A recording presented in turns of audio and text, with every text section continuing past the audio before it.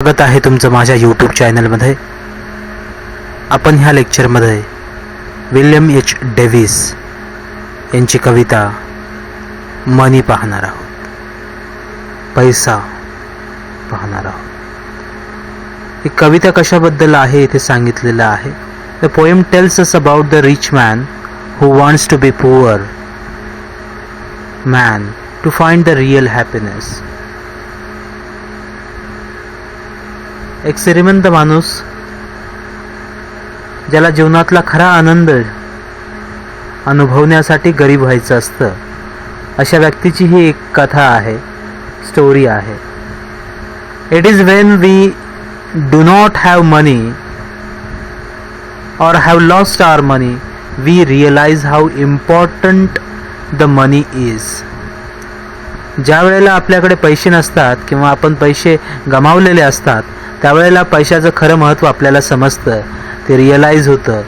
At the end, शेवटीला कवी काय सांगतो तर, poet says that how he doesn't have money he has a true friends though they may be few. कवी म्हणतो की त्याच्याकडे जरी पैसा नसला तरी त्याच्याकडे मित्र आहेत, आणि ते मित्र जरी कमी असले तरी त्याच्याकडे खरे असे मित्र आहेत. कवितेला सुरुवात करूया.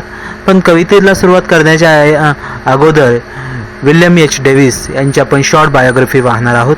William H Davies was a Welsh poet and writer. ते एक वेल्श कवी आणि लेखक होते. He spend significant part of his life as a tramp or habbo in United States and United Kingdom and United States. त्यांनी त्यांच्या जीवनाचा महत्त्वपूर्ण असा भाग, महत्त्वाचा असा जीवन युनायटेड किंगडम आणि युनायटेड स्टेटमध्ये व्यतीत केलं होतं. तिथे वेगवेगळे स्थळ as a tramp and Habo म्हणून. तर ट्रॅम्प आणि हॅबो म्हणजे काय तुम्ही कमेंटमध्ये कळू शकता. He became a peddlers and street singer in England. ते इंग्लंडमध्ये पेडलर आणि स्ट्रीट सिंगर बनले. पेडलर म्हणजे दारोदार जाऊन एखादी वस्तू विकणारा किंवा, आणि स्ट्रीट सिंगर स्ट्रीटवर गाणे गाणारे व्यक्ती बनले. After several years of wandering life, he published his first volume. अशी कित्येक वर्षे त्यांनी वांडर करत जीवन व्यतीत केलं. म्हणजे इकडे तिकडे एक भटकंतीचं जीवन त्यांनी व्यतीत केलं. त्यांनी त्यांचा first volume, he publish his first volume soul destroyer and other poem. त्यांचा पहिला कवितेचा जो व्हॅल्यूम होता, संच होता, तो त्यांनी सोल डिस्ट्रॉयर, आत्म्याचा विनाश करणारा, आणि अन्य कवी या नावाने त्यांनी छापला. कवितेला सुरुवात करूयात. When I had money, oh, I knew no joy till I went poor. For many a false man as a friend came knocking all day at my door.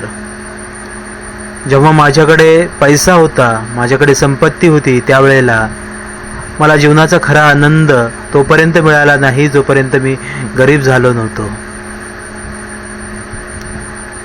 For many a false man as a friend came knocking all day at my door. असे खोटे, जेव्हा माझ्याकडे पैसे होते त्यावेळेला जे लोक खोटे असे मित्र माझ्या घराचे दार वाजवायचे, म्हणजे माझ्याकडे भेटायला यायचे. कवी सांगत आहे की ज्या वेळेला ते श्रीमंत होते त्यावेळेला त्यांची स्थिती कशी होती, लोक कसे त्यांच्याशी कसे आजूबाजूला घोंगायचे, आजूबाजूला कसे यायचे. केम नॉकिंग ऑल द डे, पूर्ण दिवसभर at my door. They then felt I like a child that hold a trumpet that he must not blow. नंतर कवीला वाटतं की तो एक लहानसा मुलगा आहे आणि त्याने हातामध्ये एक ट्रम्पेट धारण केलेली आहे, म्युझिकल इन्स्ट्रुमेंट आहे, म्हणजे तुतारी किंवा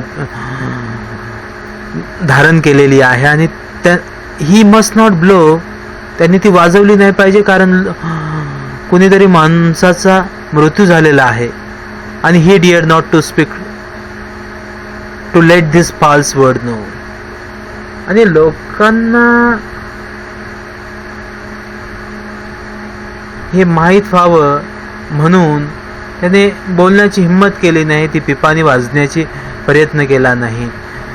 much I have thought of life, मी जीवनाबद्दल भरपूर असा विचार केला, गहन असा विचार केला आणि seen how poor men hearts are ever light, आणि पाहिलं की गरीब माणसाचे लोक किती आनंदी असतात, किती त्यांचे हृदयामध्ये आनंद असतो, लाईट असतो.